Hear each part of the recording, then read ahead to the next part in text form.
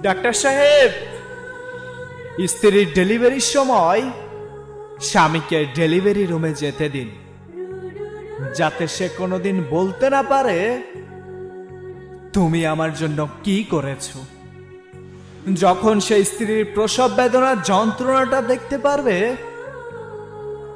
তখন সে বুঝতে পারবে তাকে বাবা ডাক শোনানোর জন্য একটা মেয়ে কতটা কষ্টের সম্মুখীন হয়েছে।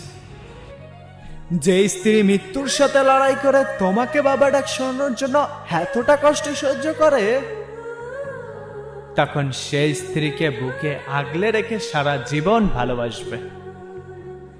নারী, তুমি পারো বটে, তুমি বহুরূপী, তুমি বহুরূপী। সকল কষ্ট সহ্য করার পরও সবকিছুই মানিয়ে নিতে পারো।